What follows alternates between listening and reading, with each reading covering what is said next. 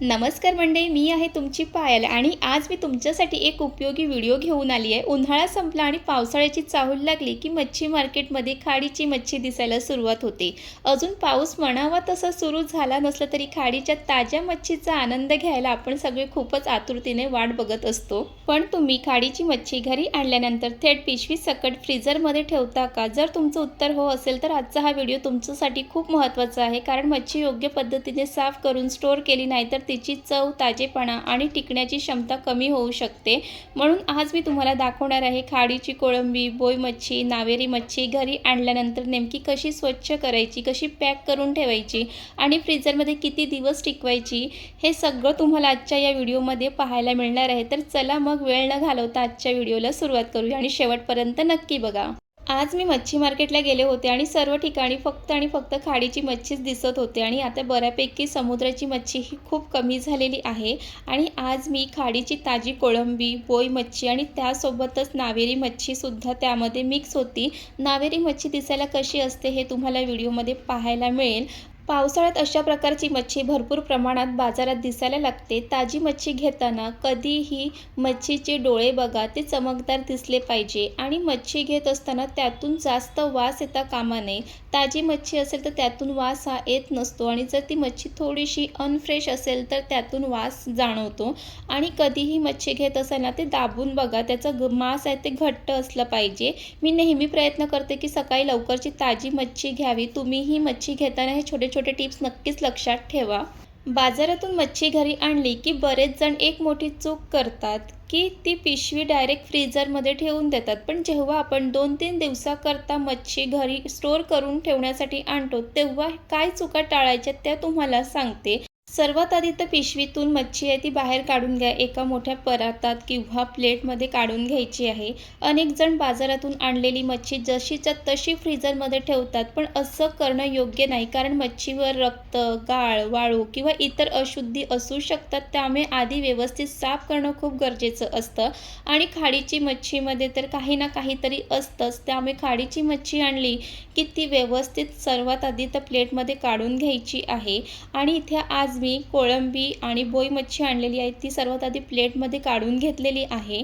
आणि खाडीची कोळंबी किंवा समुद्राची कोळंबी आणली की ती थोडीशी साफ करायला वेळ लागते, पण कधीही आणली ना की ती सर्वात आधी तर साफ करून त्यानंतरच तुम्हाला ठेवायची आहे। तर तुम्ही इथे पाहू शकतात। आणि खाडीची कोळंबीला तर आमच्याकडे कोणबट असं सुद्धा म्हणतात। तुमच्याकडे काही वेगळं नाव असेल तर ते सुद्धा मला कमेंटमध्ये सांगा। तर इथे बघा, मी मस्त अशी खाडीची कोळंबी ही साफ करून घेतलेली आहे। आणि खाडीची कोळंबी असेल की त्याचं वरचं जे कोटिंग असते ते काढायचं नसतं, कारण त्यातच खरी चव असते। आणि आपल्याला बाजारातून जेव्हा मच्छी आणतो त्यासोबत पिशवीसुद्धा मिळते, तर बाजूला पिशवीसुद्धा मच्छी साफ करताना ठेवायचं आणि जी काही मच्छी कट करतो ती पिशवीमध्ये टाकायचं, म्हणजे दुसरी भांडी काढायची काहीच गरज नाही आहे। आणि बोई मच्छी साफ करायला थोडंसं वेळ जास्त लागतं। जर बाजारात साफ करून मिळत असेल तर नक्कीच तिथून साफ करून आणा। आणि तुम्ही व्हिडिओमध्ये पाहू शकतात की मी कशा पद्धतीने बोई मच्छी कट करून साफ करून घेणार आहे ते। आणि बोई मच्छीला थोडेसे भिंग जास्त असतात, तर ते अशा पद्धतीने काढून घ्यायचं आहे। आणि मी कधीही मच्छी वगैरे मला कट करायचं असेल, साफ करायचं असेल की मी सीझरचा वापर करते। तुम्ही सुद्धा मच्छी कट करण्यासाठी सीझरचा वापर करता का, हे नक्की मला कमेंट करून सांगा। आणि घरी मच्छी साफ करायचं म्हटलं की घरामध्ये भांड्यांचा खूप मोठा असा पसारा होतो, पण मच्छी साफ करताना भांड्यांचा जास्त पसारा होऊ नये त्यासाठी काय करायचं ते तुम्हाला सांगते। व्हिडिओमध्ये तुम्ही पाहू शकता की एका साईडला मी मच्छी सोबत जी पिशवी मिळाली त्याचं सुद्धा मच्छीची जी काही डोकं वगैरे साफ करून त्यामध्ये टाकणार आहे, म्हणजे तिथेही आपलं एक भांडं वाचलेलं आहे। आणि दुसरीकडे जिथे कोळंबी साफ करून ठेवलेली आहे त्याच प्लेटमध्ये मी जागासुद्धा केलेली आहे आणि तिथेच मी जी मच्छी तर बोई मच्छी साफ करून घेणार आहे ती सुद्धा त्याच्यासोबत ठेवणार आहे। तर अशा ह्या छोट्या छोट्या टिप्स तुम्हाला फॉलो करायच्या आहेत, म्हणजे जास्तीत जास्त भांड्यांचा पसारा होत नाही। आणि मला तसं वाटतं की सीझरने मच्छी साफ करणं तर अगदी सोपं होतं। जर तुम्हाला सीझरने मच्छी साफ करणं, कट करणं जमत नसेल तर तुम्हाला ज्याने जमत असेल त्याने तुम्ही मच्छी कट करून घ्या। आणि कोणाकोणाला घरी आणून मच्छी साफ करायला आवडतं हे नक्की कमेंट करून सांगा। पण मला तरी जास्त करून बोई मच्छी घरी आणून साफ करायला अजिबात आवडत नाही, कारण त्याच्यामध्ये थोडंसं वेळ जास्त लागतं।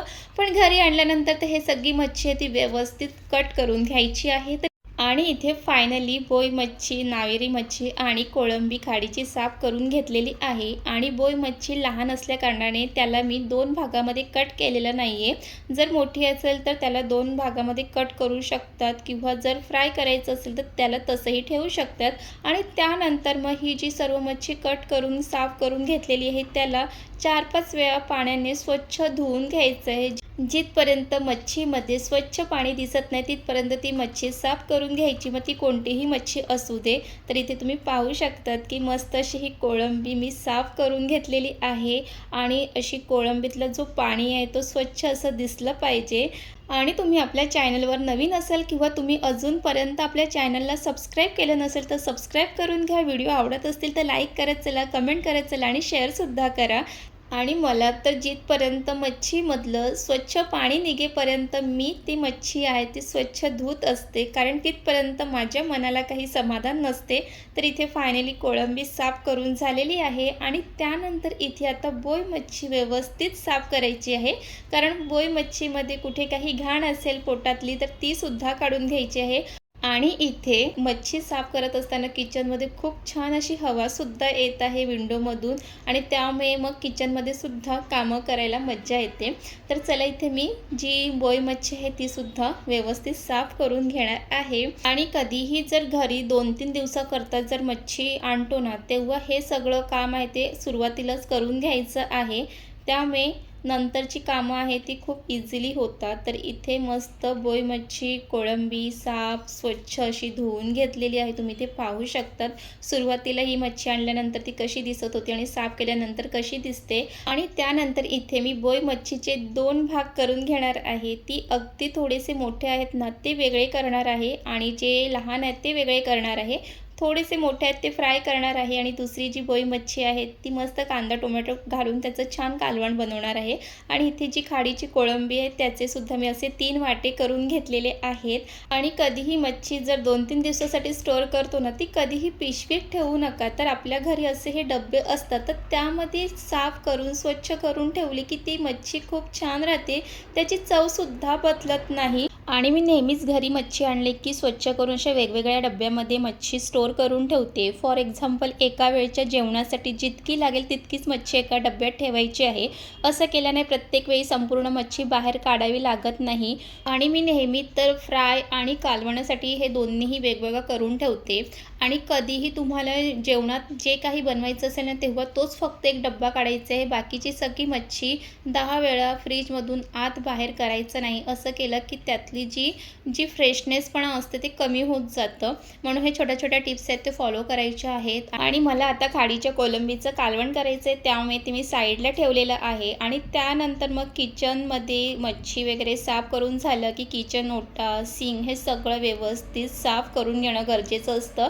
नाहीतर मग ते किचनमध्ये त्याचा वास येत राहतं. तर हे झटपट असं मी सगळं साफ करून घेणार आहे. आणि तुम्हाला व्हिडिओमध्ये दाखवलेली खाडीची कोळंबी, बोई मच्छी, नावेरी मच्छी, अजून कोणतीही मच्छीची जर रेसिपी बघायची असेल ना तर आपल्या चॅनलवरती बऱ्याच मच्छीच्या रेसिपी आहेत तर नक्की बघा. तर मंडळी आज आपण पाहिलं की खाडीची कोळंबी, बोई मच्छी, नावेरी मच्छी, कोणतीही खाडीची मच्छी, समुद्राची मच्छी घरी आणली की ती कशी स्वच्छ करायची, योग्य पद्धतीने कशी स्टोअर करायची. या छोट्या गोष्टी केल्यात ना तर मच्छी जास्त काळ ताजी राहते आणि चवही उत्तम राहते. तुम्ही घरी मच्छी कशी स्टोअर करतात ते मला नक्कीच कमेंटमध्ये सांगा. व्हिडिओ आवडला असेल तर लाईक करा, शेअर करा आणि आपल्या चॅनलला अजूनपर्यंत सबस्क्राईब केलं नसेल तर सबस्क्राईब करायला विसरू नका. आणि पुन्हा भेटूया अशाच उपयोगी व्हिडिओसोबत, रेसिपी, ब्लॉगसोबत. तिथपर्यंत बाय बाय.